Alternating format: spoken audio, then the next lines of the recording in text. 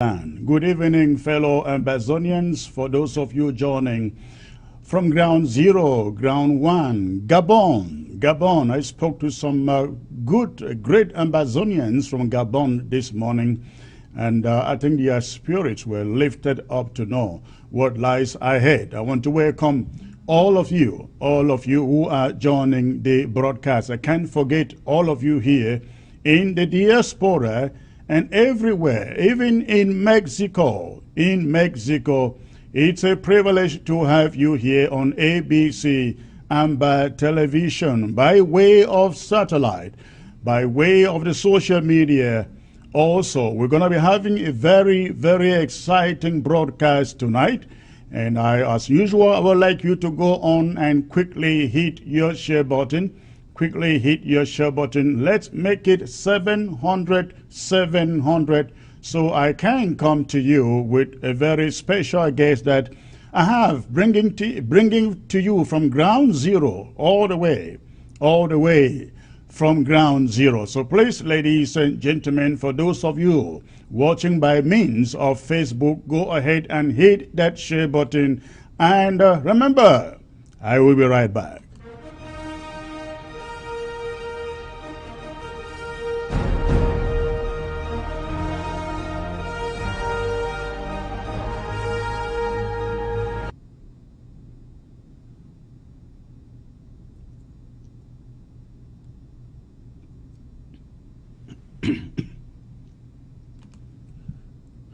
Welcome back, ladies and gentlemen. Again, please go ahead and hit your share button. Go ahead and hit your share button as I prepare this broadcast, as I bring to you this broadcast.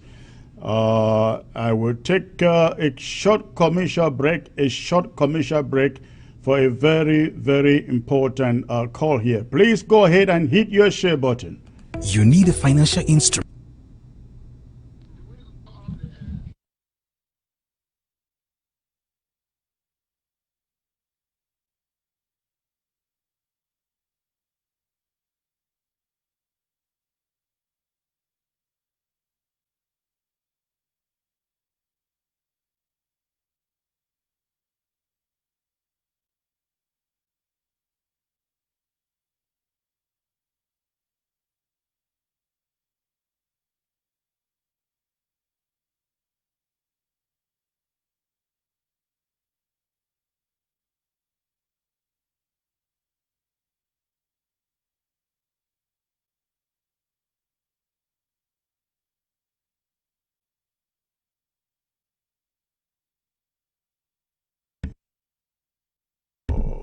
Please, I am sorry about that, ladies and gentlemen. My telephone, my microphone was switched off. Please go ahead and populate your platform. Go ahead, populate your platform, the social media platform, YouTube, Facebook, Instagram, everywhere you are watching.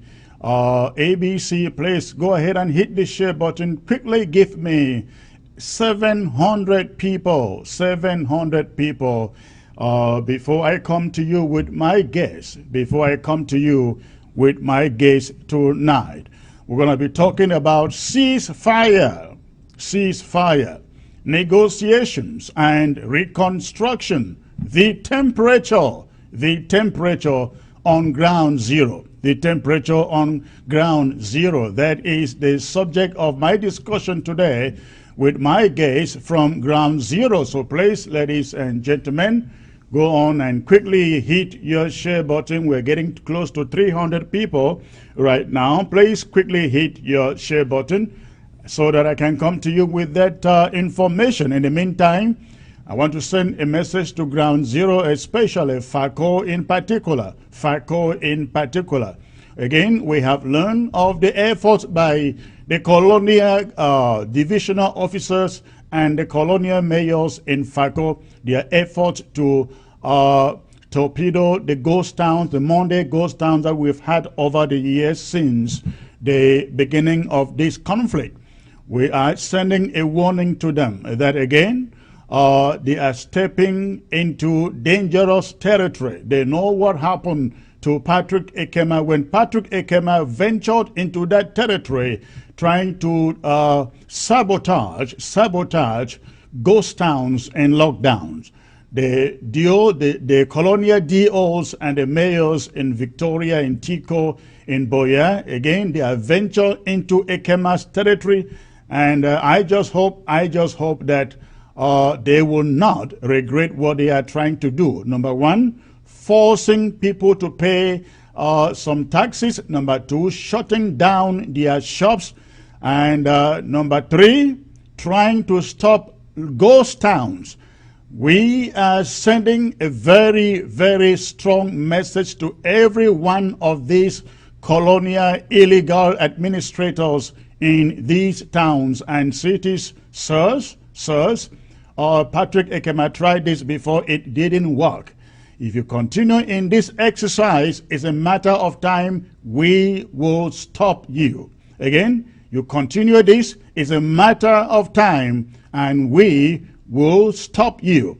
So please, we are appealing to all. In FACO, Mondays remain our natural, I'll call it now natural because it has become a tradition. So Mondays remain our traditional lockdown, ghost town, to send a message to French Cameroon and to the international community that we control, we have the final say upon what happens in our territory. So please, Mondays, we have the Ambazonia Restoration Forces out there in FACO monitoring every trader, monitoring every shop, be it in Tico, in Boya, in Moyoka, in Mutengene, all of these affected areas. Please, you will have to choose. You will have to choose who to respect, whose laws to obey, whether laws of a foreign country called La République du Cameroun or laws of the Federal Republic of Ambazonia, our own country. So every trader out there in FACO, please get the message. You either have to choose to obey Ambazonia or obey a foreign country in La République du Cameroun. You are banned from paying any taxes to that country. You've paid taxes for over the years. What have those taxes done to you? You don't have roads. You don't even have good sources of drinking water. I see the horrible, terrible source of drinking water that people are drinking in Boya, in Bamenda. It's horrible. It's horrible. And you are paying taxes on a monthly basis for 60 years to that country, and you have nothing to show for it. Please, we have abolished, this interim government has abolished the payment of any form of taxation to La République du Cameroun. And this doesn't only apply to the traders, it applies to every person doing business out there in Ambazonia. And you go there, you pay taxes. We understand that when they force you, when they come after you, you have no choice to. But under no circumstances should you be a free man or a free woman and think of paying taxes to La République du Cameroun. We have abolished that. Ambazonian citizens must pay taxes when things are all set, when this conflict is over, to the Ambazonian government. For now, you don't even have enough to feed your family. You don't have enough to take care of yourself. Talk less of thinking of going to La République du Cameroun to pay some taxes. Please stop that. All right? And again, the Ambazonian Restoration Forces, they are out in FACO and they are monitoring every shop that opens its doors on Monday because of the fear of illegal, unelected colonial mayors and divisional officers. Please save yourself. Better shut down your shop, shut down your business on Monday and avoid being marked out. All right. I hope you get these, you got this piece of information, ladies and gentlemen. The numbers on Facebook are not rising to my liking. They are not yet rising to to my liking. We're just about hitting 500. There should be about 700 by now. I give you 2 more minutes to give me 700 people, at least on Facebook. All right, so please, I see the numbers jumping right now. Thank you. If you are just joining, go ahead and hit your share button. Hit your share button, ladies and gentlemen, so I can come to you with a guest and a proper presentation for today. All right, array, approved by the Objective Ambazonians. I hope you are approving my message. Honor Abu, we own our land. Yes, ma'am. Wisdom Jim, approve, sir. Thank you. Mercy Enjoy, I see you. I see also Kumba LGA, Kumba Local Government Area. I hope Kumba Local Government Area is preparing for the war draft coming up the week after this, the weekend after this. Ladies and gentlemen, we have Sunday coming up, and we are drafting for the great county of Boyo, the county of the great son of Ambazonia, the late Augustine Ngomjua. We are drafting for Boyo this Sunday, and Tumfoin Bo Herbert shall be joining me later in the program to talk about Boyo draft on Sunday. So again, Tumfoin Bo Herbert is going to be here in the later part of the broadcast to talk about the draft and to talk about Boyo and Augustine Ngomjua. All right, so please go ahead and you hit that button. I see Julius Jan, Felicia for Ngashu Wetzekev. Those Russians in Ambazonia, can you hear their names? Bunch of people with Russian names.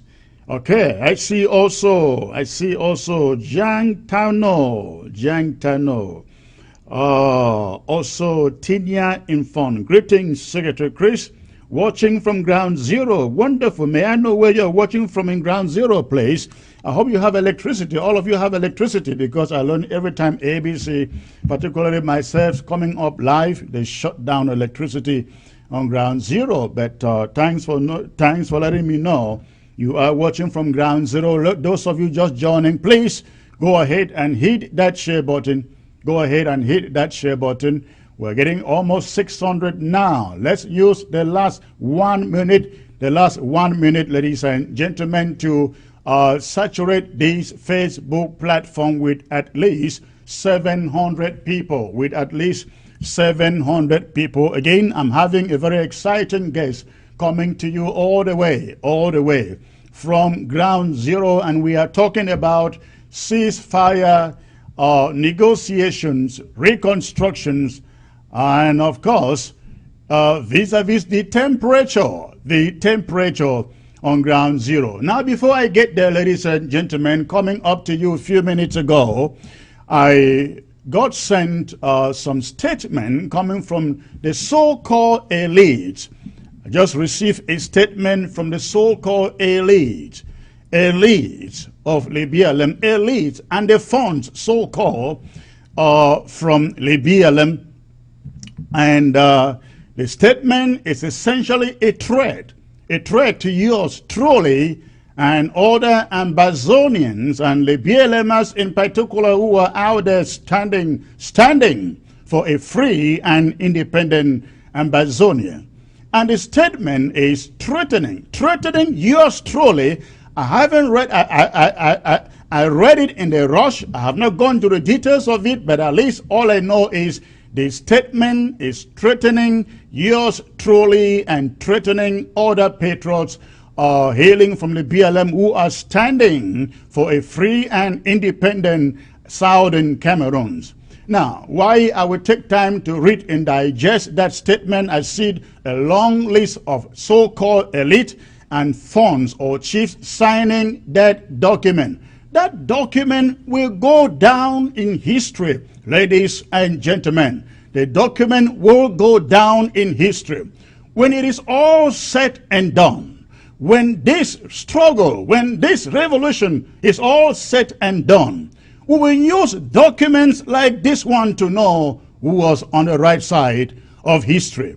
But today, I'd like to assure the so-called elite that the era of elite is gone, sirs. The era of elite is gone. Not in Ambazonia, not in the southern Cameroons, not even in, well, I don't know about La République du Cameroon, but I can assure you one thing. I can assure you of one thing, that the era of elite is gone. It's gone and it is done.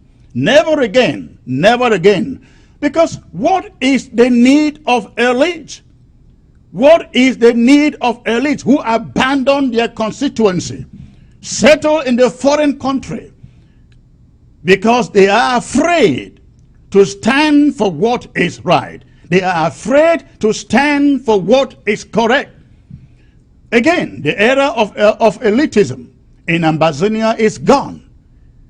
If you are an elite, we want to see you stand for your people, because that is what true elites do. They stand for their people, they stand for justice, they stand for what is right. They don't stand for their bellies. They don't stand for their villages. They don't stand for tribalism. They stand for justice. And let me assure you, until justice is done to Ambazonia, you think you can intimidate some of us, you make the gravest mistake in your political careers. Intelligent people will come from behind and say, listen, we are together, we are fighting this thing together, but where we are, unfortunately, we can't exactly be vociferous and do what you want us to do, but remember, we are with you. No, these elites are so blindfolded, their slave status has so fooled them that they don't see ahead of the tunnel. Ladies and gentlemen, I want to assure you, the BLM remain a stronghold, and it will remain a stronghold insofar as this struggle is concerned. Nobody will go back to the BLM. I am here talking about when Minji, the capital, is concerned. Nobody will settle there until this war is over. If the elites are so brave, if they are so smart, if they are so powerful, I hope they go back and settle in their towns, in their villages. If the chiefs are so smart, if the chiefs and the funds are so powerful, I just wish they go back and settle back in their chiefdoms and take care of their homes. Who sent them out? Who drove them away? It wasn't Ambazonians or the Ambazonian fighters who sent them away. They all deserted. They are deserters. They are deserters. Nobody sent them away. And let me assure the dishonorable Paul Tasong. Paul Tasong is instigating this right up, ladies and gentlemen, because of a press statement that I put out the other day condemning a report on BBC. The report indicting some fighters in the BLM who abducted so-called 63 people, which is, the report is actually not accurate. How can a few boys abduct 60 people at 3 a.m. at night? They say, the report says. What are 60 people doing out at 3 a.m. and in bars, according to the report? What would they be doing in the bar at 3 a.m. for? What would they be doing there in the time of war? What would they be doing there? However the case, whether the abductions were 50 or 20 or 60, the fact is that the young man who is perpetuating these abductions in the BLM in that community in Bichati area, the young man is being sponsored, is in the payroll of Paul Tasong. That we have known. We have known for quite a while. If Mr. Tasong thinks that we are lying, let him remember the market that he is building in his own hometown of Mogbin. Who is guarding the bricklayers there? The same guys we are talking about who abducted the so-called whether 60 or 20 people. They are in the payroll of La République du Cameroon. Their ammunition is coming from La République du Cameroon. And so Mr. Paul Tasong and his cronies can write thousands of press statements They will not by any means, by any way, deter us in this cause for a free and independent Ambazonia. We will keep on, ladies and gentlemen. We will keep on fighting this fight. There is no end in sight until Buea is inside. There is no end to this until Buea is until we get to Buea, until our flag and anthem are raised and sung in Buea permanently. And let the chiefs, Olubia, let them know, and every other chiefs, of course, in Ambazonia, because we know they all act like children from the same mother. They all act like children from the same mother. That's what they do. This war is not going anywhere until you all encourage your leader to come to the negotiation table, sirs. That is where we are heading to. Ladies and gentlemen, once more, thank you, and thank you for hitting your share button. We've gone above our numbers. I would like to officially come to the subject of the day. Ladies and gentlemen, we are talking about ceasefire, negotiations. Again, ceasefire, negotiations, and reconstruction. Ceasefire, negotiations, and reconstruction. We have heard the opinion of the diaspora as far as this subject is concerned. Today I have with me one of our guests from Ground Zero, whom you all know so well. We'd like to get his take on what the temperature on Ground Zero looks like when it comes to this subject of ceasefire, negotiations, and reconstruction. We want to know what Ground Zero thinks. We want to know whether Ground Zero is in support of people in chains or trying to negotiate a ceasefire and negotiations for people who are free. We want to know whether Ground Zero stands for reconstruction in the midst of genocide, in the midst of killings and raising down of towns and villages on a daily basis by terrorist soldiers from French Cameroon. We want to know whether Ground Zero has the stamina to withstand the aggression from French Cameroon throughout the rest of the time that we still have left in this war. And I am talking about the one and only Dr. John Ako. Dr. John, it's a privilege to have you, sir. Good evening. Once more, the pressure is on again issues affecting Cameroon. Why not the sub-region, Africa, and the world at large? Thank you. I know it is quite late over there, but again, it's a privilege to have you, and we really love to get your take on what Ground Zero think on the subject of ceasefire, negotiations, and reconstruction. Let us start with a ceasefire. Is Ground Zero ready to see any form of ceasefire that is not arrived at from the negotiation table? When I mean a negotiation table, I am referring to a table in which there are international mediators and guarantors. Is Ground Zero ready for that kind of ceasefire, sir? When we talk of Ground Zero, I remember that you should equally understand that there is diversity of opinions. There's of opinion that or when the Bilingualism Commission was created, the Disarmament Commission was equally created. And again, at the same when the Reconstruction Commission was created, not everybody has been for it. And we also understand that within the same battle, people even have engaged for 3 years now. I believe I will not include 2016 because it was disobedient, which turned out on the 22nd of September 2017 and the 1st of October. From you will equally understand within the same area we refer, even everybody as ground zero, there are diversity of opinions, and others are for the fact that there is a need to reconstruct what they have destroyed, that we call them members party and of that particular class. There are equally what we call the federalists, whom in many of their numbers equally have called for a sincere that we cannot cut in time of war.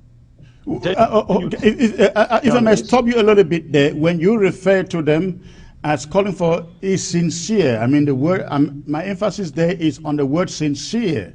When they say sincere ceasefire, what, according to you, do you understand to be sincere? Would sincere mean coming from anybody? The sincerity in a ceasefire movement should not only a single individual, it's a respect of all the actors and the belligerents involved in this same struggle. And every time the need to ceasefire again, one will not, and I insist that one will not forget of the role of the state and what we the most belligerent with a highly sophisticated equipment and weapons, and that the same individual that made the decision to begin in the every other person was spent.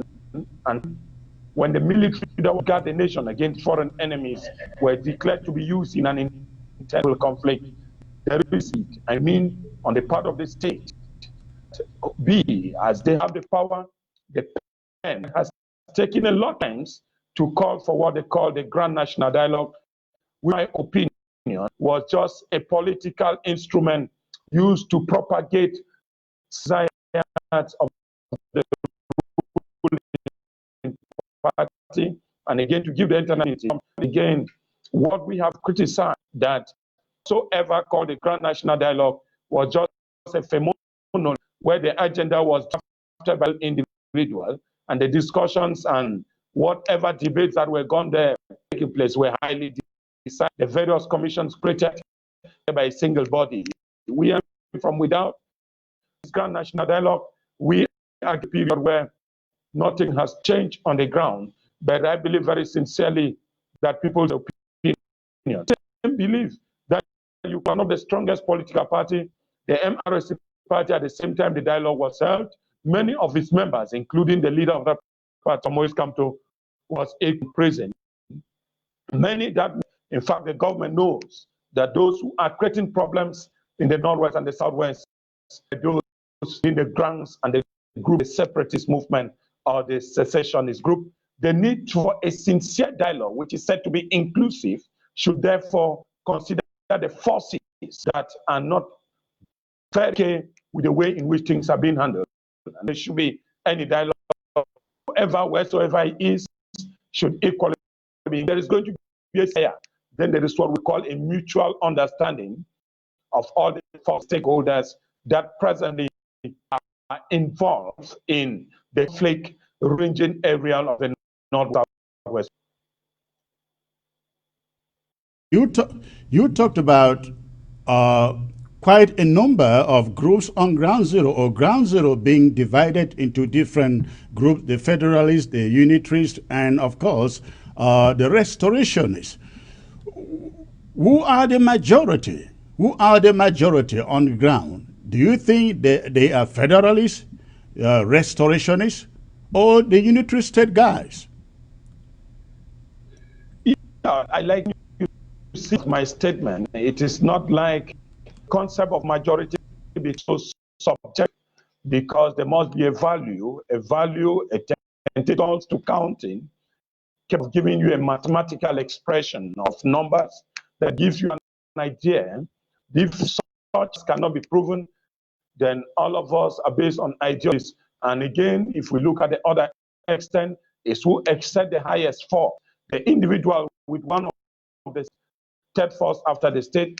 I believe very strongly and without any debate, without fear of honesty, that the restoration movement and the secessionists presently have the lion's share in decision making on what the states, because it is sincere that the Federalist doesn't have arms, the Unionists or in some way or other might have been controlling opposing forces by the state and other state agencies in one way or the other, but I considered as allied to the government. So in a brief detail, somewhere when you look at the unionists, the restorationists or the separatists, these are the two belligerents and the two opposing views to havoc and instinct, which is a reconstruction, a questionable perspective within the particular milieu. Now you keep on using the word separatists. Why don't you think they are restorationists?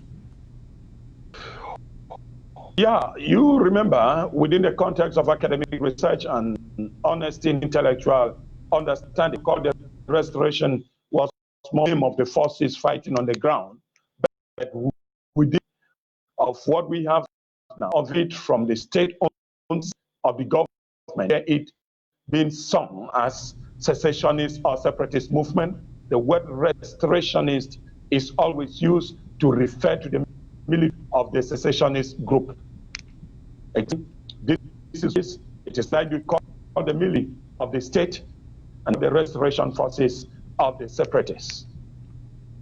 Well, that is I guess that is your understanding from the academic point of view. Practically, we consider ourselves, and I think every Ambazonian who is pro-independence consider him or herself to be a restorationist, because essentially that is what we are doing. But let me put this question this way: between the federalists and the unitary guys and the restorationists, if a referendum were to be put on table to say, hey, choose between an indivisible Cameroon and the independence of the southern Cameroons, where do you think the majority vote would go to? This is what I just said. Whatever estimate made when you don't own an agency that gives you a multitude of numbers. Remember, the lot of statistics you people are in the diaspora. Within the United States, there are such centers in charge with statistics of whatever opinion the presidential election coming up maybe in October in the United States. The others have given you real statistics. I am without a reasonable figure. I believe the reason why we are here, and if we need to know, it is that an opinion can only be collected with precise data. Without data, where I stand for, every force is to be considered in terms of any negotiation or in terms of any talk. I insist that without a precise opinion on numbers and data, as an individual, an academic need to verify data before the public. I should be given a chance, and that is why I've always been insisting from where you are. The dissenting opinion in the program of calling some minority and others majority will just cast doubt into the of whosoever may be perpetrating or promoting one idea against another. There is a need for unity of opinion, a common ground, and a possible where we can exercise and make this opinion sincere, that one and everybody will know this individual control the opinion pool in the domain. We cannot doubt military forces presently on the ground belongs to the rest of forces, which you may prefer me to use, and the civil opinion, which everybody might be living to wait or to witness in case of any election, which you people, including you, have been promoting of a sincere referendum. It is only after such statistics, except we have another with precise data, then we can confirm that one or the other owns the large majority opinion. But for now, I said, no matter how small, which we may think as a subjective, because cannot be taken on, then everyone one will be considered in case of whatsoever ruling that will be made. We need to count on all, and I cannot sincerely confirm to you who is who, but I will tell you that in terms of the restoration is still one of the highest and the strongest imposing force within the two regions of the Northwest and the Southwest. Thank you. Thank you. I'm sorry, the connection quality is not so good. The audio is breaking a lot, and I'm just struggling here to get to understand exactly what you are saying, but I'm getting it slowly. Now, let us talk about the ceasefire particular. First, I like your take. I like to get your take because I know you are one of the opinion leaders out there on the ground. What is your take on prisoners, detainees? And I'm not using this in a pejorative way. I mean, that is what the Republic has made them to be. Of course, we totally condemn their being in incarceration because we know they were abducted. But the question is, you teach law as I understand, the question is, how is it possible for a government to abduct people, sentence them or give them life sentences because of their fight for their own country, and then that government wants to negotiate, or let me say talk to them on resolving the conflict? They choose who to talk to, who to get a ceasefire with. As a legal mind, do you think those detainees and prisoners should even be discussing about a ceasefire to this conflict when they really don't have the powers and the leverage to do so?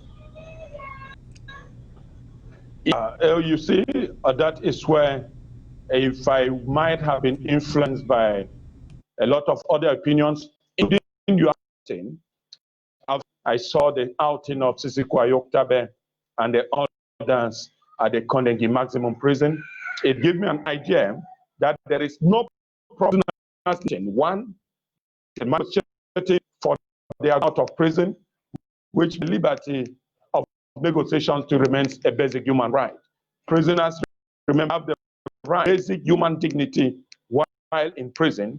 And with my modest opinion, if the negotiations are based on their liberation and on the conditions under which they were arrested or condemned, completely very right for them to be. In another opinion, they might equally be considered as a preliminary step for any other negotiation. I mean, we need a preliminary negotiation for the instruments of the institution of the state to gather data that may meet them for any future talks. It is within the system that they point out those whom or who may be involved in any negotiation. I mean, we call it a preliminary talk.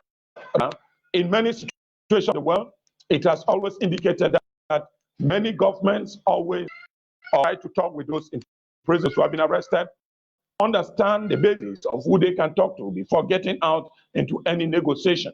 You remember strongly again that if we need to talk, we must somewhere. And the sincerity is that when you look at the 4 points set by Sisi or proposed by Sisi Kwayo Oktabe and his team, not anywhere far from going of the prison first before any session, which means the lion's share or call for ceasefire remains a mute. I mean, within a ceasefire atmosphere, the prison, particularly now, doesn't have done for any ceasefire because they have been restricted human dignity.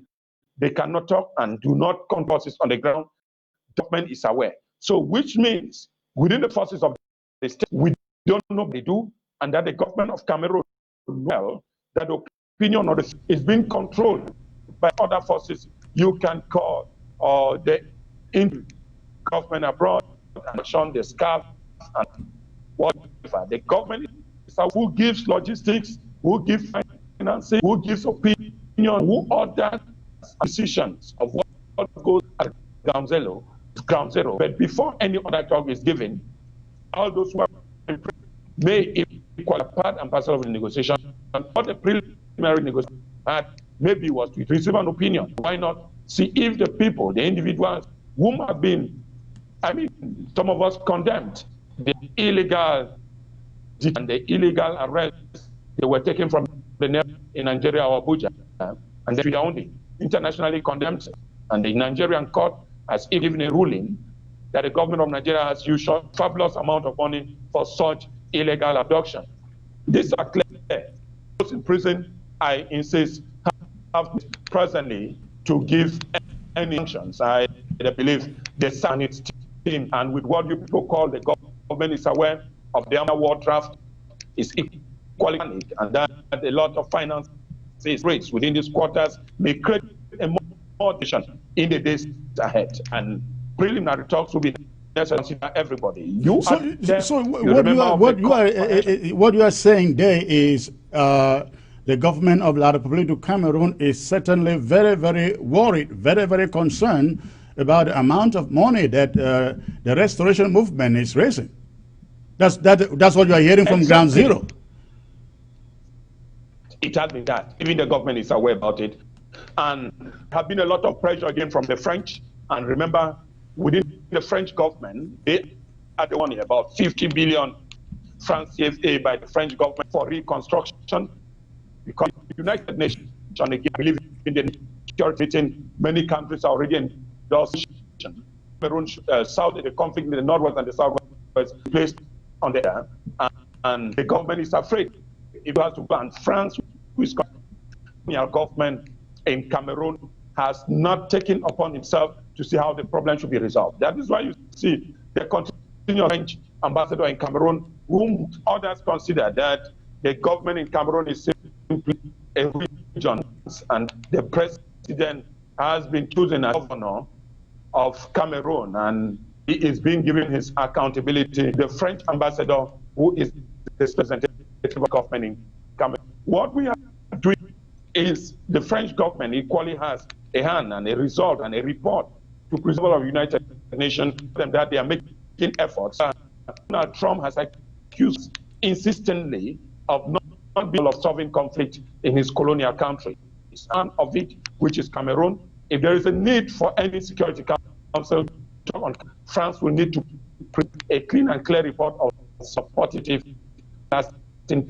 within these 40 billion francs promised by the French government will just be part of French Cameroonians payers money that has been walloped and been hostage as even foreign reserves or whatsoever to help the trailing economy after the crisis in the Northwest and again the more disastrous COVID-19. If I may follow up on that point that you are making, the connection to the French, do you think the French are the ones telling La République du Cameroon, do not sign on to any United Nations ceasefire? Because as you know, the United Nations Security Council has declared a ceasefire for all warring parties across the globe. And La République du Cameroon is one country that has not signed that appeal, yet it is a country trying to call for a ceasefire, but from prisoners. They have not as much as endorsed the international ceasefire appeal. Do you think the French are behind that?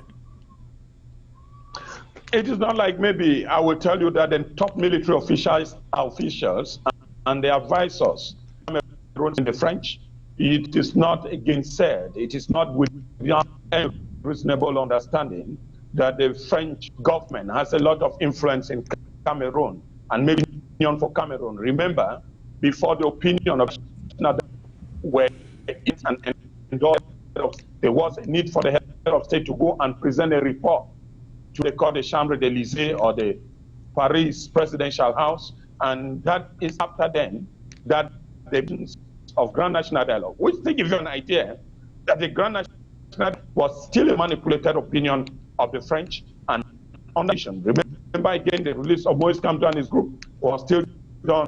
The same French, a call from the French president, Cameroonian president, remember of Calibro statement declared the agricultural symposium in France, Emmanuel Macron for this particular investigation in the Ngabo and the Tabo massacre. And we saw it coming a week after the French call came in. France still in. That was basically a cover-up, correct? Cameroon. It was basically a cover-up to save face.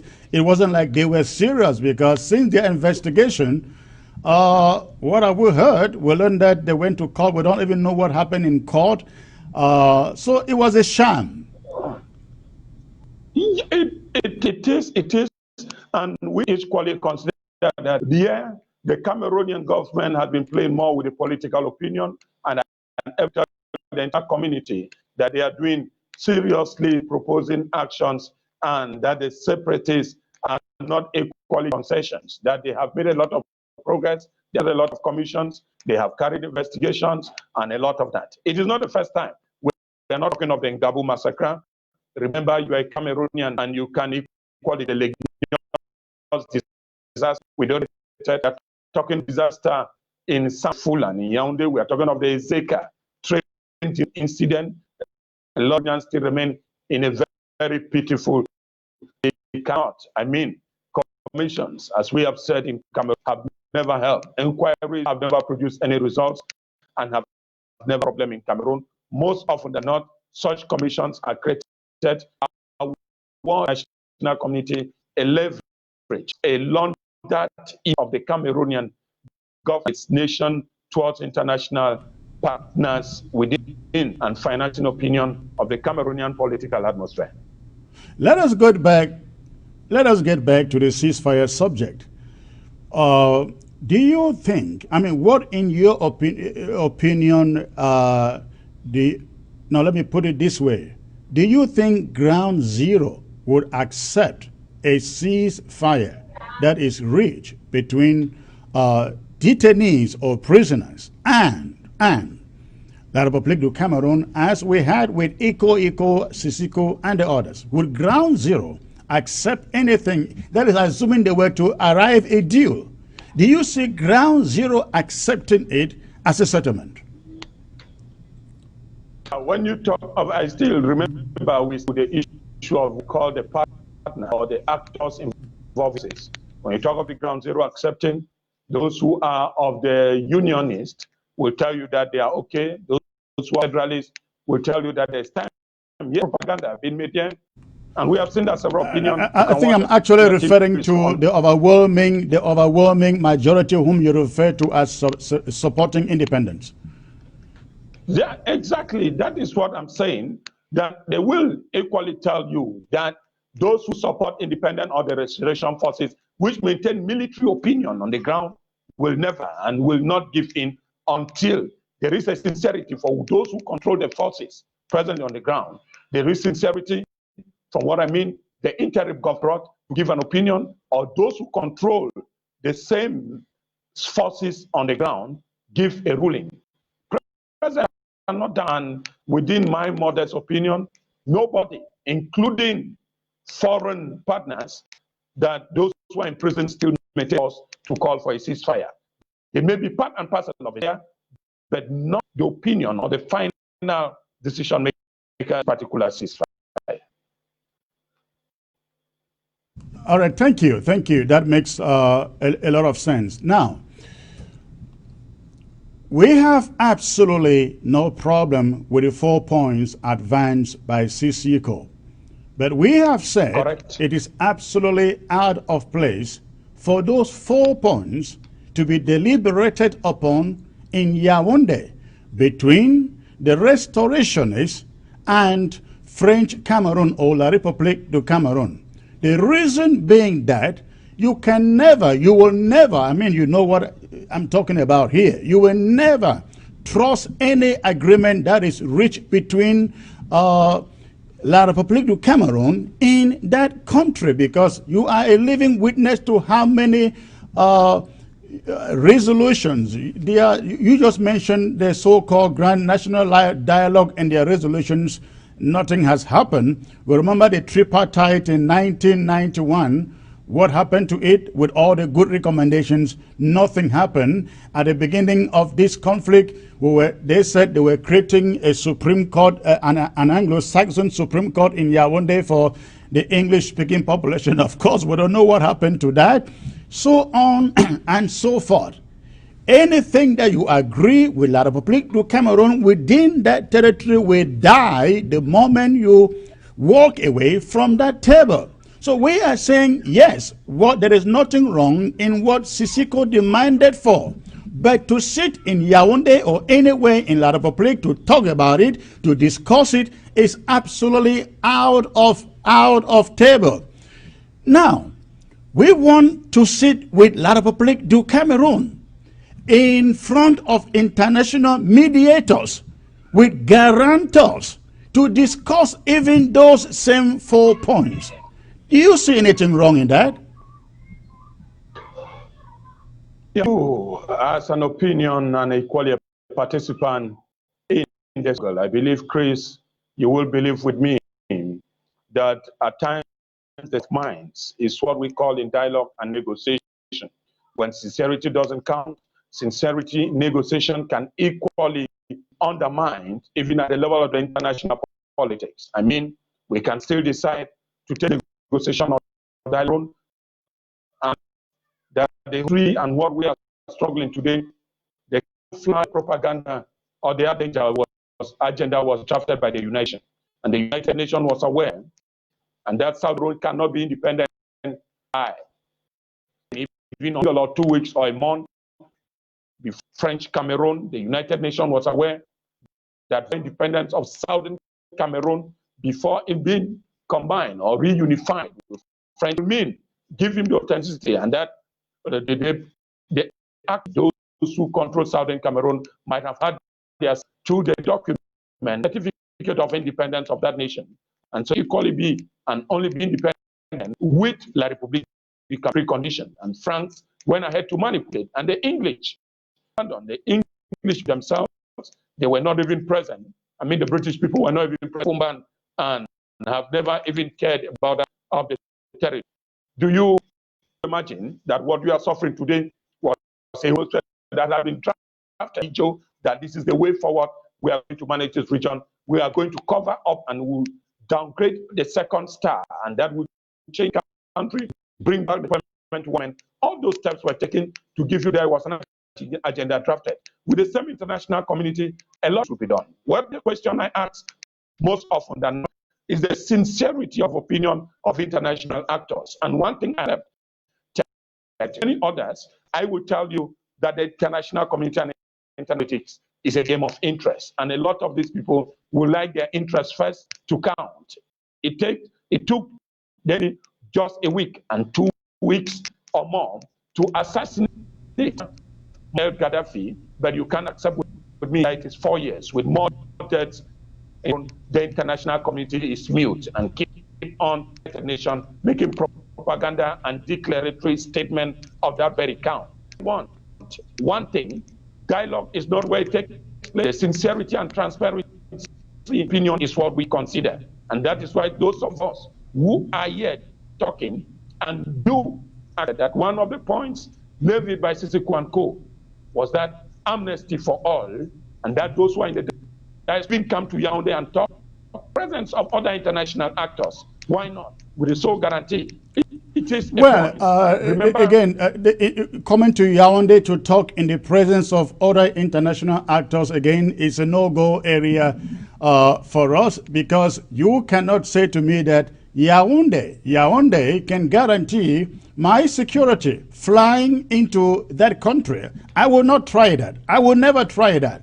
If French Cameroon is genuine for a ceasefire talks, for negotiations talk, it doesn't hurt them. They have spent millions, if not billions already in prosecuting this war. It takes them only about maybe $20,000 to sponsor their delegation to meet with us in Switzerland. We sit on the table and see how to begin this thing. That way, I am sure of my security. They are sure of theirs. What is wrong with that? Why must we come to Yaoundé? Yeah, I want that very simple. sincerely, Chris, you can imagine with me that they were forcefully ejected out of the continental Geneva. And I will tell you that since of Switzerland, after that, I'm telling you that the Swiss government has been the secretary for the Cameroon government to make any sincere talk in and concerning Cameroon. It was an opinion before that incident, and they believe that the another ground away from Geneva, the interest, because their president was fully taken out of and asked to get Yaoundé. He has believed security all this while. So the Cameroon government has declared as one of those who receive a lot of. You cannot send a foreign author of state out his lodge apartment and then again call for a dialogue with him on your affair. That is equally, we equally imagine. It will mean from the president mandate that the Swiss government is not serious about anything talking to them. Respect was too much. The national humiliation on the president of the Republic of Cameroon was equally enormous, and they have been having very cold feet. I mean, as you don't accept again with your security, which we are not doubting. I have said that there must be a compromise. Remember when Nelson Mandela was in prison before he was released and his exchange of political prisoner prostitution, Nelson Mandela was talking with the government in joke, and they decided later to agree that he should talk to the government, and concession was made. We know equally that at the same time, the NC government altogether was living in Zambia. They have never ended talking to the ANC leader in Zambia and talking to Nelson Mandela, right, Africa. Compromise was made, concessions were given out, and one of it, which I believe as an international actor should know, is that Mandela accepted not give or seize the whites' land. That particular process is what brought down the spirit, and many others who believe in this particularly were to agree. Yes, only free beings can negotiate, and that there is a need for a separate, neutral, in all successful international dialogue. What has been Makosi Accord that was signed in Burkina Faso, and today the same Makosi Accord that was signed in Burkina Faso, which and the full president, how can I put it, the former Nigerian president all agreed to, was telling you that that particular Blake Ode team and Laurent Gbagbo simply signed the Makosi Accord, and that's of their same and the very rich regime. That is what I will insist, that we negotiate and who we negotiate to might not be an opinion, but then I still say your security and those in the diaspora too, one of utmost importance. What of those who have been in prison, 9 of them for all this period? Yes, they are in prison. And I believe the international community should. That's what we're saying. Why not? Being escorted by any of the international organizations, which you people believe that can guarantee your security. FBI has a lot of action. The United States has an interest. The United can power. And we have been seeing several of those negotiations. A lot of negotiations are made. We not counsel. Me, you, and many have said, talking to might not be right, talking to the right people, and others may be right. The question will be asked, where to be, who will push that? Think is that the head of still have most pen. The same pen he used short paper at the Simalen airport to declare the war.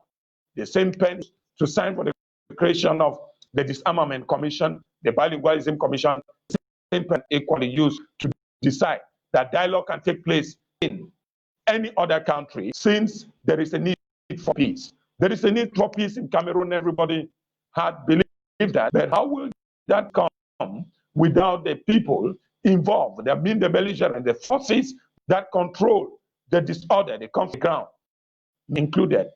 Remember, they dissolved the consortium of Anglophone teachers and lawyers. The situation, the American situation has not changed. Several commissions created, meaning something is lacking. It might be the natural ground neutral you are proposing. We try that. Can we give all and talk to all Cameroonians? It is out. It is a wish of the international community that you now that strongly the French opinions?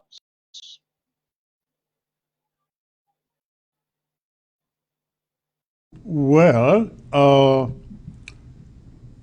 ceasefire, one of the points we have advanced concerning the ceasefire is the fact, as you have stated, Mr. Paul Biya stood at the Simalan airport and declared war, then moved his army to the southern Cameroons, and almost every town, I would say every local government in Ambazonia now has a military camp belonging to La République du Cameroon.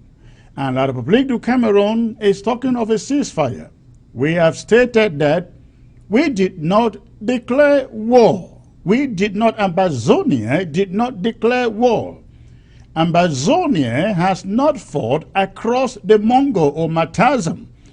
Ambazonia has not attacked French Cameroon soldiers. A ceasefire is an easy thing for La République du Cameroon to do. It wouldn't even take them going to Switzerland. It wouldn't take them going to any other place.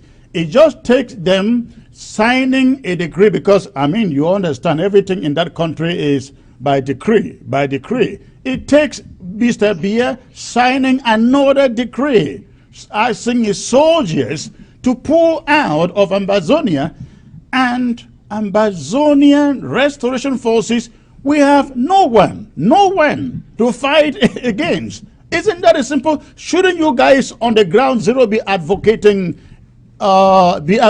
this?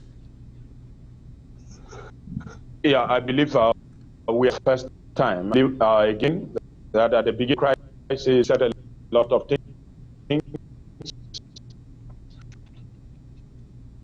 One of the preconditions is what led to the release of a lot of other. Actually, time to see what the other party is doing. Yes, you might declare war in case of conflict. In case of conflict, even between, there is always fight that declare the war. But then, when it comes to peace deals to be signed, we need of either party, and you were one that declares the war. We equally sincerely believe that the preliminary talks were to lay a foundation for some sincere talk in the days ahead, which you can count with me that we are not just going to accept issues with easy mind, because we need to be given the government to, after withdrawing from the zones. I have said several times that there is no military within your own territory. The military was made right out of the nation and order. When we find the military within the same nation fighting its own very people, many opinion leaders, including government authorities, a lot of them accepted that it was an error. But now, you know, there is what we call the war marketing scheme that many already consider each amount of money they benefit without. There is no need for the war. There is need in your fighting. I will tell you that the report received I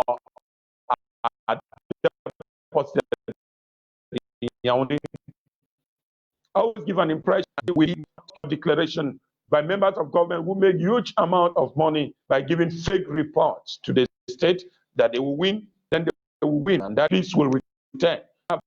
Which is getting to 4 years now.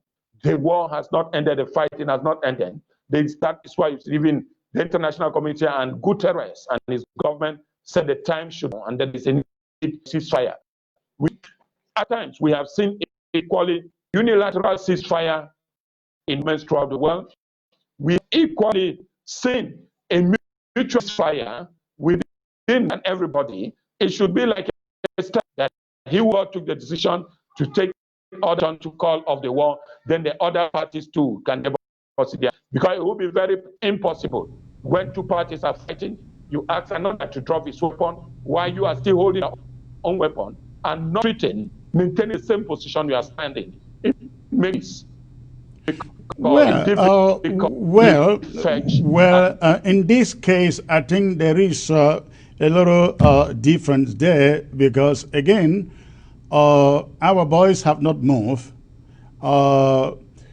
Since this war began, they have not moved.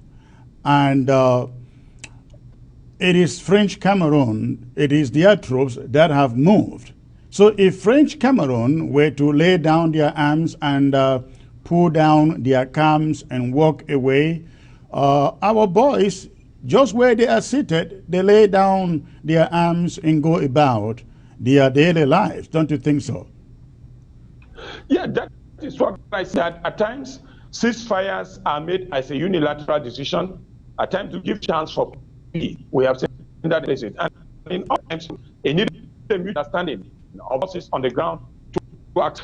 The person that moves in needs to take back his original position, and the person that has not moved needs to take his weapon. That is exactly what I just proposed. And everybody is agreeing that you cannot, at the same time, we are negotiating with Siku and Co. You can imagine the same during this period. Others are being killed. Correct. A lot right. of souls are being slaughtered.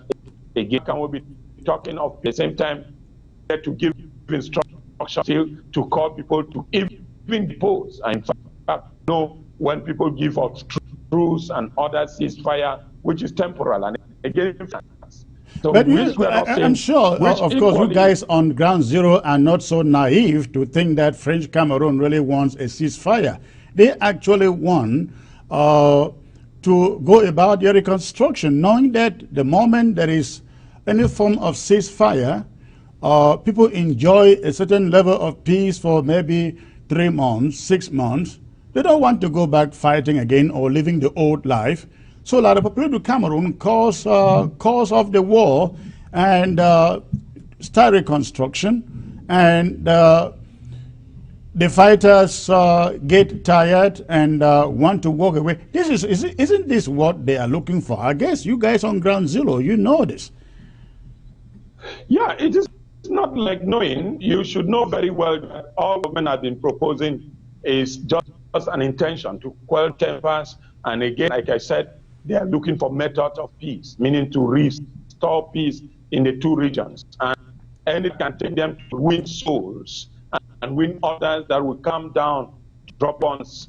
The recent report given indicated that over 48 fighters, both of Boko Haram and in the secessionist movement, have dropped their weapons and have joined the disarmament commission or centers.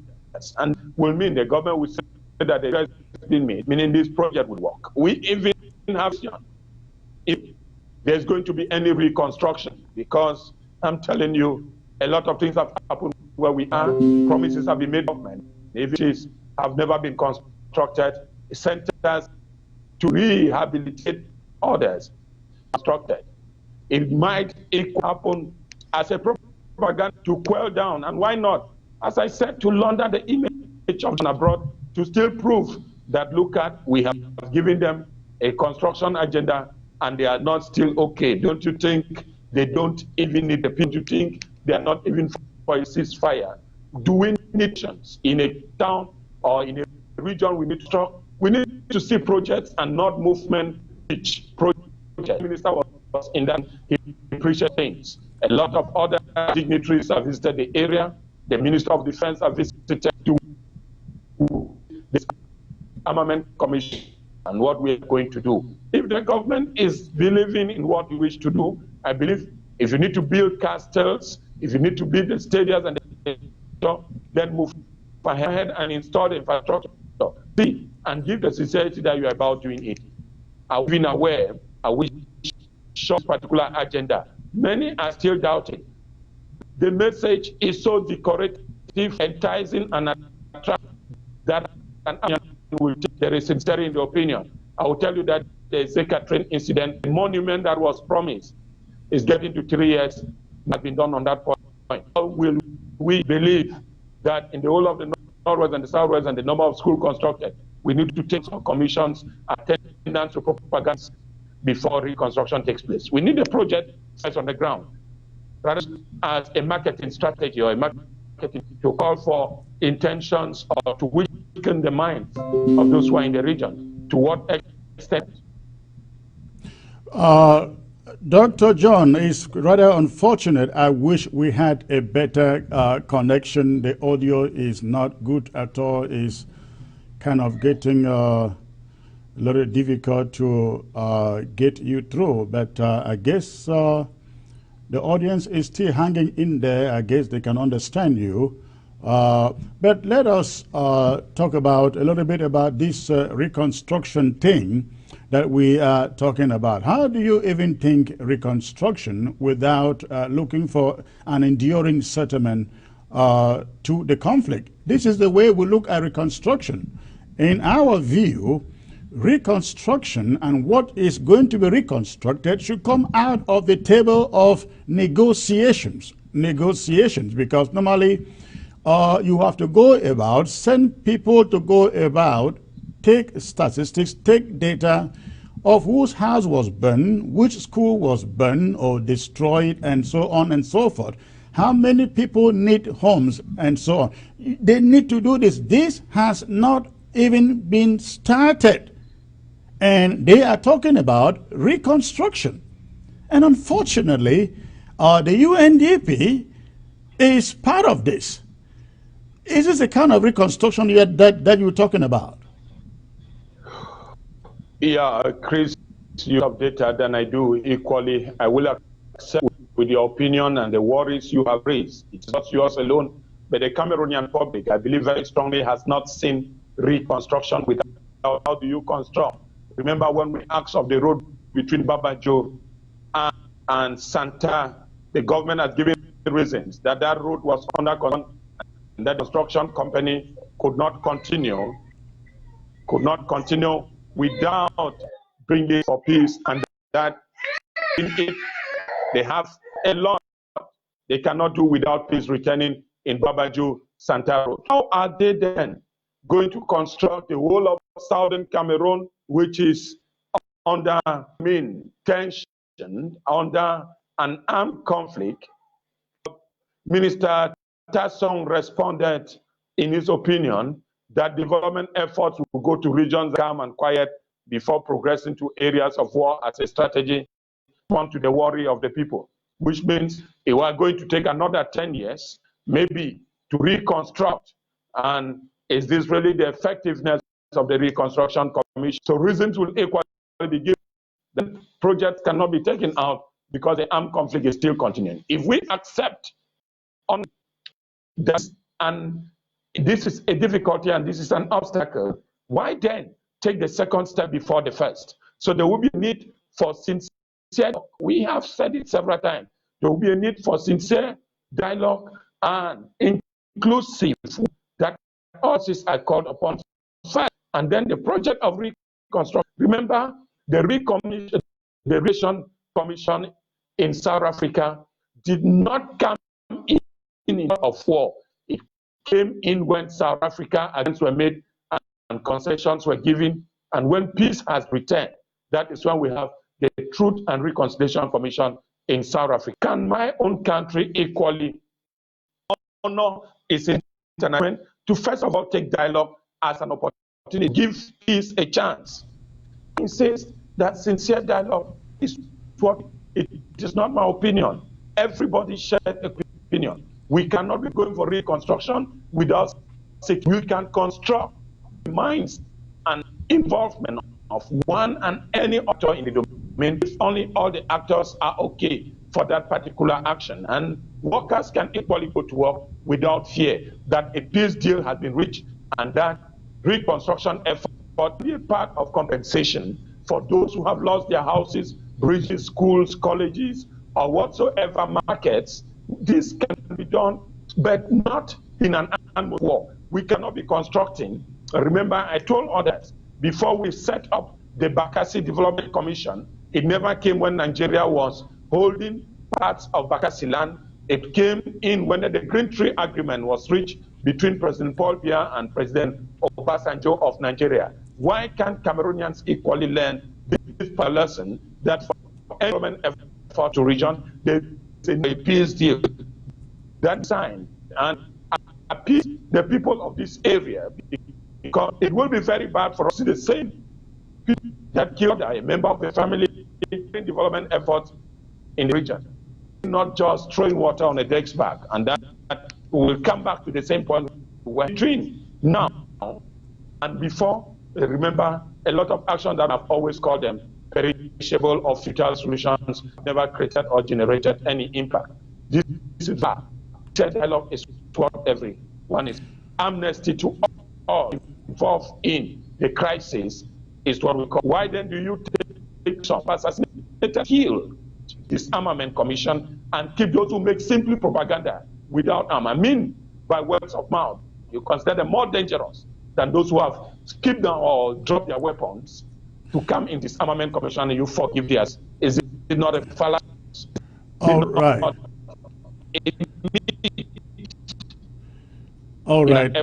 Again, unfortunately, the audio quality is really bad, but okay. I think we're managing it through to the end. Let me ask you, Dr. John. We've seen other countries in the same struggle like ours, like Eritrea, like the Sudanese, Southern Sudanese. They went in for 20 years, 30 years. We've only seen 4 years and counting. Do you see, if this war is not over in the next year, in the next 3-4 years, from your observance on ground zero, do you see ground zero persevering to stand the heat? When I say ground zero, of course, you know, I'm talking about the overwhelming majority that wants nothing but a free and independent Ambazonia. Do you see them standing the heat for the next 5-10 years? Should this conflict extend this far? Yeah, what I'm telling you here presently is that in of the world, you just cited Eritrea and Sudan. Remember, a real peace deal was arrived at between Eritrea just some years back with the present Prime Minister, and which means it is ready. But then, tempers will be rising, others will be falling, errors will be made, and pains will be generated. Some people will not have a mind to give others, and which means the situation may get worse. The days goes ahead, the land deserted. I'm telling you, if we send you photographs of some of the biggest villages we had before 2016 and what have become of those villages in this area, the villages have been deserted and completely been turned into forests where hunters now go to practice their property. We give an indication that as the years goes ahead, that is how the population will keep on living the zones. And we remember that as the population leaves the zones, many others have become internally displaced and going and getting education abroad. This will mean that the call that you had may get back, but it is not what we wish. It is not what we pray. That is why we mean that a sincere and timely peace is what we are seeking, and that should get into a seat. If this government was sincere, the first step I tested the sincerity of the Cameroonian was for the All Anglophone Conference, where Southern Cameroonians could come together and talk as a common person. Right up to now, the government has been unable to give a positive move. Why? Because there is a need for disunity. And you remember the disunity on the ground, a lot of forces fighting one another, killing and assassinations, stealing or looting in one part of the country or another. And again, it's unopposed in opinion. These are the consequences as on dragging. The consequences will be more durable. Remember, there has been an increase in the price of basic commodities in the other part of the Mongo, and fingers have been pointed. Farmers are unable to work their farms in the northwest and the southwest region. Are we sure? Remember, my brother, you need to come and see what has become of the citizens. The government, individuals are having the hit. The groups that are involved in the just mentioned some being sponsored by some state authorities, and what we consider was a part played by the vigilante group in the Ngabo massacre, which means a lot will keep on being committed, and people's minds will be wounded and deeper. And that is how separation of peace initiative will instead be collapsed. This is not where we started. This is where we are today. If the nights keep on enduring, and I think the worst is still to come, but that is not what we pray for. All right, thank you. Quick question. When you guys come out and speak frankly as you do, be it whether Ground Zero or to the diaspora channels like this one, do you fear for your lives? My brother, that and I do, that we live within a system where all is possible. But then I say always believe that sincerity is what we need to share. Sincerity, you are where you are, and you can imagine the work of the CNN.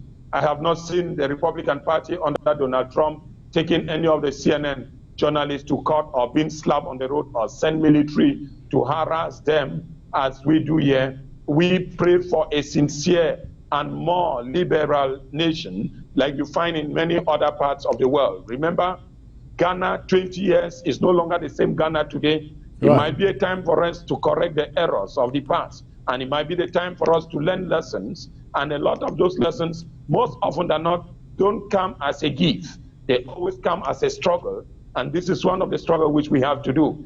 Somewhere, remember Idi Amin Dada of Uganda said, freedom of speech I know, freedom after speech is what we don't know. This is the same uncertainty where we live. So when you go out, when you come out in an outing like this and say the things that you say, do you go back home wondering, they could come and pick me tonight? It is. That is exactly what you are saying is not true, but it was that mind. As a teacher, I have to educate, and we are educating. The sincerity is frank. It's what knowledge is. There is no need you give wrong knowledge to students and practice something else. Remember in the days of Patrice Lumumba, he said, I am talking to the Belgians, and that the education you gave to me, I seen you apply in the Congo. Allow me to practice the education you taught me. You cannot teach an individual something else and then practice another thing. What controversy? Jesus did not teach his disciples to do what he is saying and not what he is doing. So if you need to be a disciple, an apostle, or a follower of Christ, do as ordained. It is the nation. That is the honesty in education. We are training people to lead a nation, not to lead an individual. The nation will pass. We as individuals will pass, but the nation will remain. What information have we given? What legacy do we leave as individuals? I'm not, and we will not be sincere that we need a frank to give better reports to the president. If reports were given, results to the head of state were giving sincere information, this wouldn't have the continuous dialogue of what we call the Anglophone Consortium and the teachers' movement would have issue no matter how long it was taking us. We were so make dialogue a permanent institution of governance. We don't need to get into magic to know that in many nations, remember the red or the yellow shirt revolution or movement in France, government has assassinated anybody. On daily basis, the French government is in quest and in search of a sincere solution to answers or the questions demanded by the workers. To increase age or increase public civil servant pension, the government is seeking. All right. Why can't we have the same mind here? All right, thank you. I would like you to take a look at this conversation you had at Equinox Television. I think this was 2019. Take a listen, please. Really, death is not what we wish, but death is a certainty. And again, death is a wage for our existence on earth. And that the mayor, Kema Patrick, was once saluted by the state and the government for his fierce support, and as you proudly put it in your report, that he was an anti-ghost town crusader. It is totally controversial that the mayor at this time, when he existed, was voted by his people, again was taught by many as that who turned his back against his own very people. But then many other political opponents of Patrick Ekema might have been waiting for it.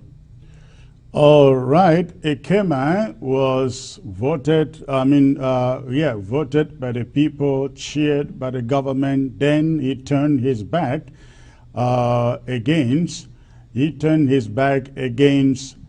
people, I think your camera has flipped there. Yes. He turned his back against his people. We have today, another Ekema, essentially in Boya. Do you see him, as most of us do? Do you see him going the direction of Patrick Ekema? Yeah, remember they have just taken office, and I will tell you that politicians have a lot of way to let, their leaders know that they are on duty.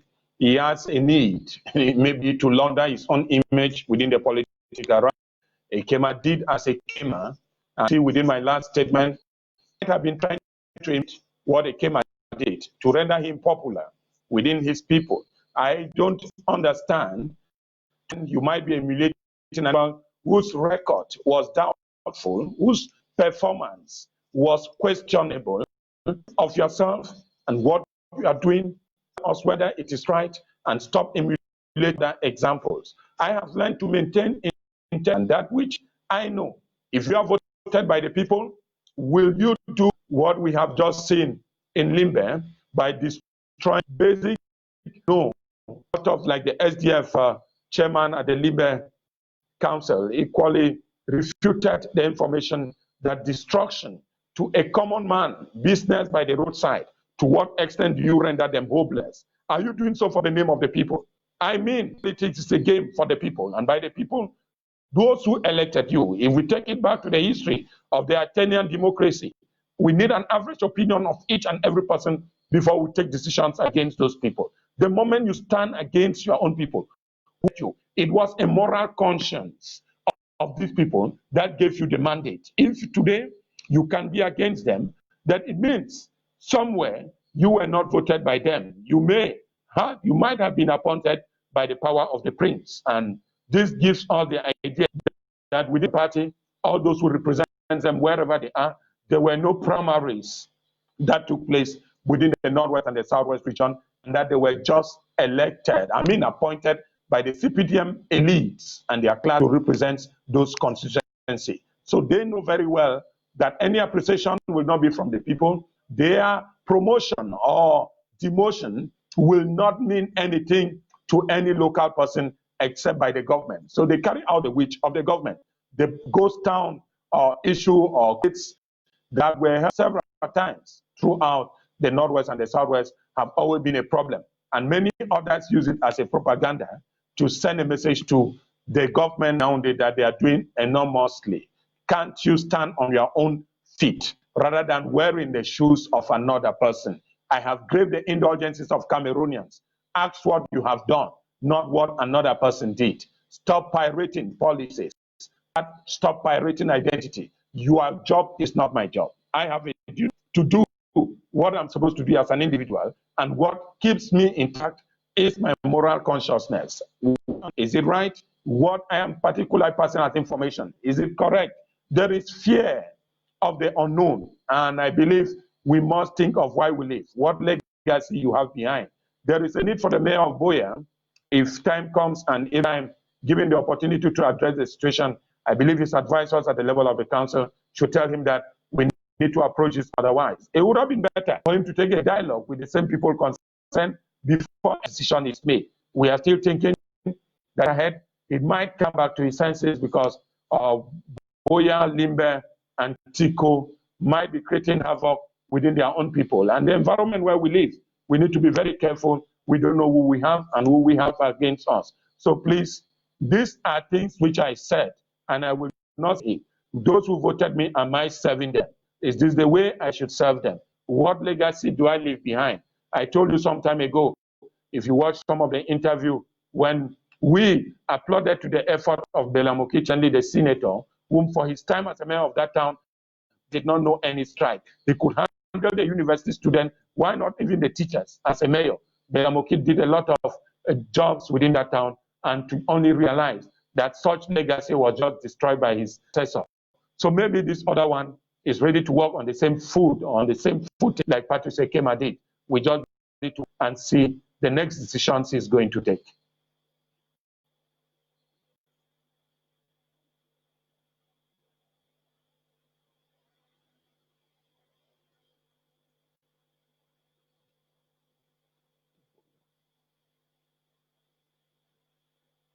I'm sorry. So what I'm trying to say is, if they think that if this mayor and the colonial DOs in Fako think that they are invincible, if they think they are protected, they should remember that was what Patrick Ekema taught.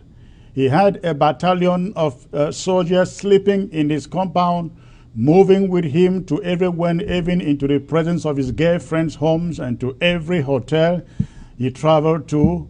But he still ended up paying with his own life for this. Now, let me take you to another subject here. You heard me talk about the so-called BLM elite and BLM chiefs. It's something that can easily be applied to almost all the elite in all of the country called Cameroon and Southern Cameroon or Ambazonia. Was I wrong to say the age of elitism is over in this part of in Ambazonia? Was I wrong?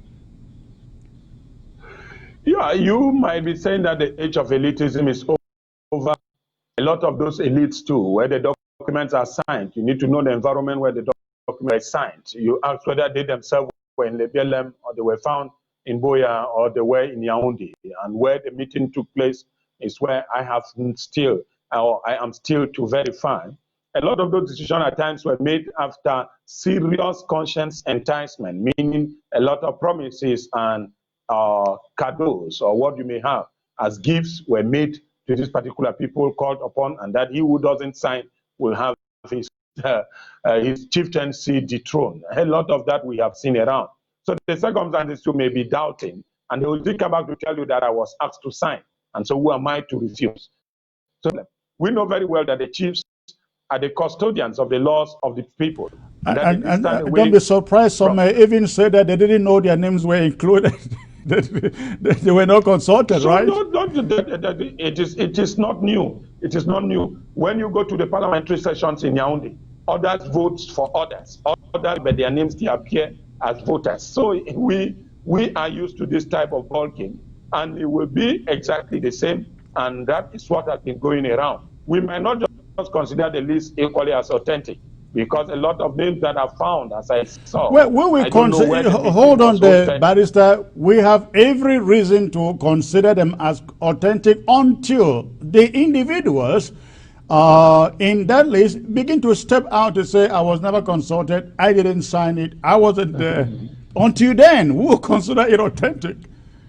Yeah, that is what you just said with me, that it was today or so. We expect that in the next 1 week or 2 weeks or 1 month, seeing people dissociating or distancing themselves from such a list. It has happened several times. It will not be strange. So it's what I'm saying. Others will tell you that they took their small envelope to sign.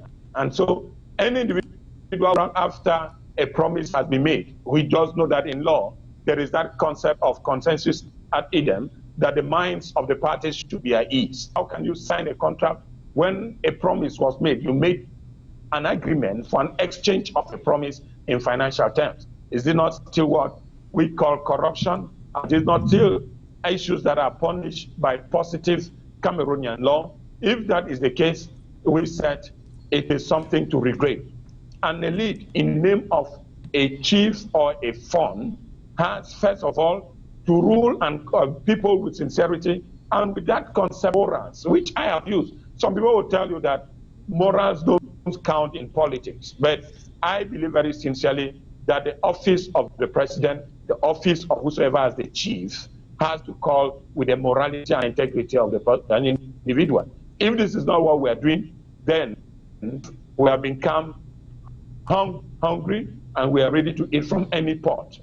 Once food is brought in front of us, not knowing the source or what the countries if it has to do with our own lives. A lot have done so. People have taken what doesn't belong to them, and the consequences are only noticed after. So every decision too, remember that takes a personal decision in an action or a word, also knows what awaits him at the end. We are here as I can call the civil society, and our opinion is to educate and give a ruling on what we think. But our opinion will still remain subjective.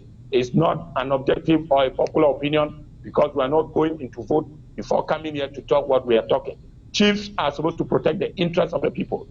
Rule is supposed to be apolitical, distant away from the forces of politics, and then rule its people as one. When we take side with the other and we reject the other, are we still doing so in the name of the people that we represent? That is a very, very good question out there, Dr. John. I hope that the chiefs in Ambazonia listen to you and answer that question within their constituencies. It was a pleasure having you. I really want to hope that next time we will have a better connection so that we can enjoy this the more. Thank you very much for showing up. I look forward to inviting you again and having you here on ABC, sir. Before you go, tell me what you think of ABC on Ground Zero. Yeah, you remember when all this started, there have been a mixed feeling, and that the ABC and the SCBC TV has created a lot of panic. A lot of people who own this channel were equally punished because the propaganda messages. But what I think is an opinion. No matter the basket, you have the right to accept or to reject the information you receive from whatsoever news channel. And destroying the dishes or satellite people on their roof has not stopped people from watching it on their phones. This is the failure of solutions that were taken, forgetting that today televisions are not only broadcasted on cable, they are equally on wireless network. How do we then manage such a situation? It is time for us. Information has come to remain, and that information remains one of the forces of a positive nation. Any country that encourages information then encourages the development of that particular nation. The more advanced economies equally count information communication as one of the arms of the state. Thank you. Thank you. When they shut down the internet, they thought they dealt with us. Unfortunately, they didn't know we were coming with television. Now they can shut down, they can go to space and shut down the satellite. Let me just make an announcement to them. We are coming with radio too. We are coming to plan a satellite radio. A satellite radio on Ground Zero. It is coming, and I don't know what they're going to do. So, but again, Dr. John, it was a pleasure to have you. Please, you have remain safe over there with your family. I hope that you will not be chased out or forced out as by Mr. John Nsofru was chased out. Thank you so very much, please. The pleasure is mine. Thank you. Okay, ladies and gentlemen, that was Barrister John Ako, coming to us all the way from Ground Zero. Unfortunately, again, the audio quality wasn't the best. Of course, you all understand the state of internet over there, the bandwidth that they are dealing with over there, but at least I think we grabbed something with his presence here. Bo Herbert was supposed to be with me to talk about Boyo and the late Honorable Augustine Ngamjua. Bo Herbert has not been able to join. Maybe he's held down somewhere. But this is what I would do, hoping that he joins. I will open the phone lines, take a few calls, and by the bottom of the hour, if he doesn't show up, we'll call it a day. So I will ask you, I will open the phone lines. Please, before you call, make sure that you turn down the volume of your television set. Before you call, make sure you turn down the volume of your television set or your computer if you are watching from your computer. Before you call, turn down the volume. Turn down the volume. The phone lines are open. For those of you who know the phone number, please go ahead and call and give me your opinion on the performance of Dr. John Arko. All right. Again, the phone lines are open, ladies and gentlemen, while I look for Tum from Bo Herbert to join the broadcast if he can. The phone lines are open. All right. I will get the first caller at this moment.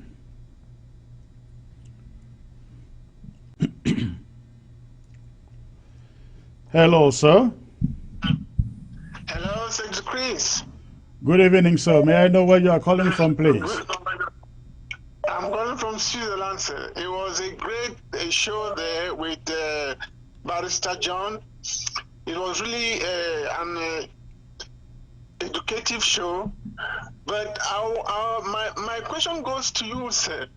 Yesterday, with our Amazonian ladies, you talked of Sisiku being misled or misinformed when he was taken from Set to the Konange prison. I don't think that's the case, because if you remember very well, Deacon Tassa brought up some accusations against Milan of corruption.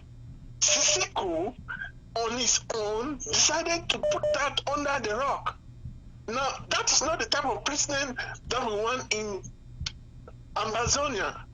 So it's not like he's bearing this bad because he's been misled or misinformed. No, it's his character.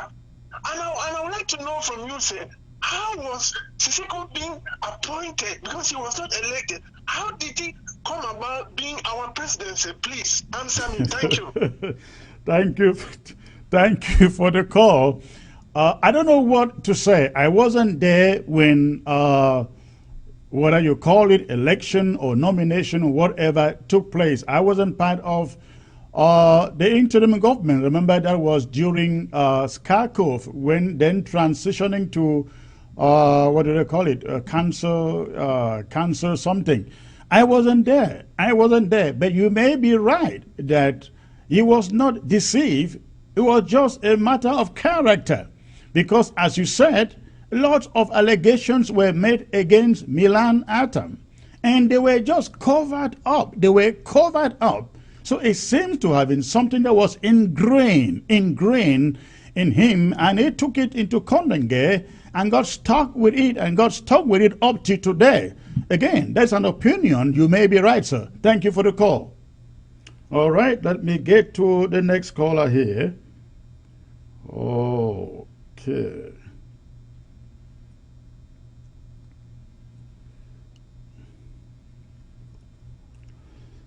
Hello, sir. Hello, Secretary Chris. Hello, UN. Good evening, sir.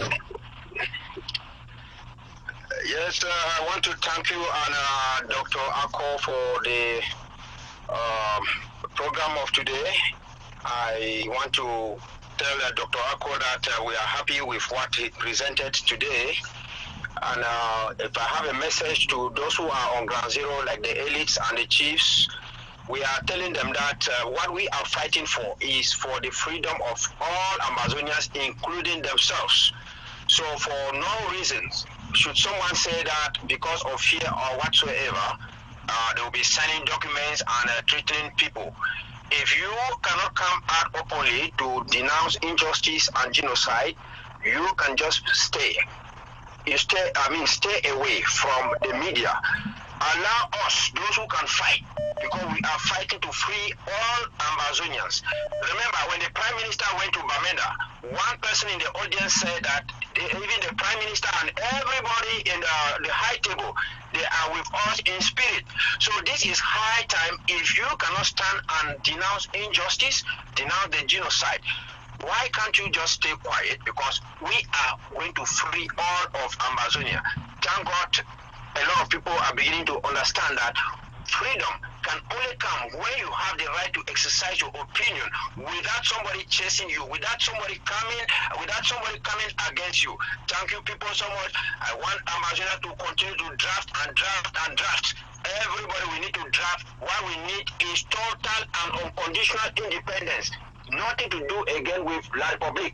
If you love La Republic, the borders are still free. It is time you relocate. You can even migrate to La Republic right now. Thank you. Thank you. Thank you for the call, UN. Thank you. You said it right.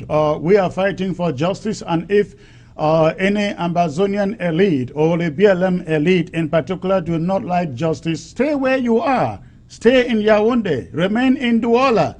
You're not being forced into this, and nobody has driven you from your palaces or from your homes. You left on your own volition, sirs. So, but if you don't like what we are doing, stay away from Amazonia. Remain in Yaoundé. I can assure you, your intimidations or threats will not by any means deter some of us from pursuing the cause that we are currently pursuing. We will fight till the last man standing. Let me assure the so-called chiefs and elites of the BLM, you are on the minority side, sirs. You are on the minority side. We shall see at the end of the day who stood for the people and who stood for their bellies. That's just what it is. All right, let me see who is on the line next. The lines are open, ladies and gentlemen. Okay. All right. Hello, sir. Hello, Secretary Chris. Yeah, hello, sir. For the good work you're doing. Thank you, sir. Hello? May I know where you're calling from, please? Yes. I'm calling from North Dakota. Thank you. Thanks for the call. What is your contribution, sir? Yes, my contribution is that I want to thank Dr. Ako, but I think that it is not fair for him to say negotiations can take place in Yaoundé. I don't think any fair negotiations can take place in Yaoundé because you are talking of two countries. So two countries that came together. One person cannot be pulling the string and saying they want to negotiate only in Yaoundé and we are accepting it. Why would they not go to a third? These are two countries. So we shouldn't allow anybody to derail us with a third party or a neutral ground for the talks. Thank Yaoundé you. does not have any mandate to discuss with us. Thank That is you. what I want to tell Dr. Ako. Thank you. That they don't expect them. Yes. Thank you.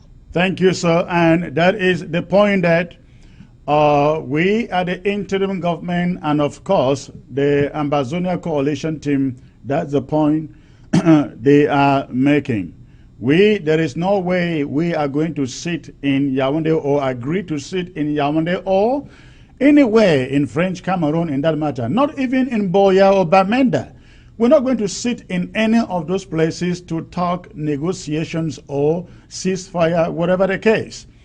It has to be in a neutral ground, Thank you for the call. Let me see who else is calling. Ground zero. All right. Hello. Hello, good evening, Secretary Chris. Good evening, sir. May I know where you are calling from, please? I'm calling from Ground Zero. Okay. Northern Zone. Northern Zone. All right. Good to hear from you, sir. You had electricity Yes. today? Yeah, we have electricity today. Wonderful. Today. All right. Yeah, I want to thank you very much for the kind of panelists you are always bringing to us, and they are educating us very well. We are very happy with such a kind of personalities that you bring up. Thank you. In fact, I want to thank Dr. Ako for really giving us a very clear vision and a thought of a clean Southern Cameroon who is fearless of what may happen to him. If I was afraid that he will be saying that maybe today they will cut his head off, but when he talk about education, the mind, you go to school because you want to come out and educate other people about their rights. Right. And people like him, I've watched him over over so many medias in Cameroon talk. That is a kind of elite that we think that we have to talk of, the so-called elite that are living in Yaoundé. Come, they should talk for their own people. Don't hide their identity. Even if today Sissoko is in prison, he's saying that he's not a French. He is Southern Cameroons. Those are still some qualities that are still maintained there with him. So, Right. And then Dr. John has proven it today. If today anything happened with Dr. John, we know that it's the same kind of things that Joa and the rest and Mukong were talking, and then they were hated by the Republic. And this, I know that in the days ahead, so many Southern Cameroonians who are afraid want to copy from our brother, Dr. John. All right. So thank him very much for me, pass my greetings to him and said, God is going to guide him. Let him not be afraid. We are praying for all of you out there. All right. Thank you. Thank you. You guys remain safe, okay? Yeah. All right. Thank you for that call, sir. Let me take, I think this is, what country is this? Hello, sir. Hello. Can you lower your television set or computer set, please? The volume. Yeah, good evening, Secretary Chris. I've done it. Good evening, sir. How are we doing today? Where are you calling from? I'm calling from Italy, sir. I want to thank the entire government for all the wonderful things that I've done. Please, there is some noise coming from your background, please. Yeah. I said I want to thank Dr. Ayaba. Good evening and thank you for joining us on the show. All right. Hello, sir. Good evening. Good evening, sir. May I know where you're calling from, please? I'm calling from Baminda, Algeria. Okay. Good to hear your voice, sir. What is your contribution? I just have a question to ask Dr. John Ako. Okay. Now, I want to ask him, how does he assess the press on this our crisis? How does he assess the English press this our crisis? Because we have certain papers, maybe he can assess and tell us, because let me just give 3 of the papers. The Post, Guardian Post, and one other paper like that. How does he assess as compared to the French-speaking papers in Cameroon? How can he assess them? Thank you. Thank you. Unfortunately, Dr. Ako is no longer on set, but that's a very good question. I wish I thought about it. But as far as the press, let me talk about the Ambazonian press. I'm talking about English newspapers and media houses in Ambazonia. As far as the print media is concerned, I think we have very, very few newspapers that has the courage to report the truth. And when you talk about genuine papers practicing journalism, I think you can only think of The Post, and The Voice, which that other paper there, is it The Rambler? Yes, The Rambler is a good paper. I think these are the ones I can really think of that can step out and do real journalism. As far as the television houses are concerned, I have not seen any. The radios, I really don't know the radios on the ground, but the newspapers, I think there are only 3 newspapers that I can call that are doing pure journalism: The Post, The Voice, The Rambler. Thanks for the call, sir. All right.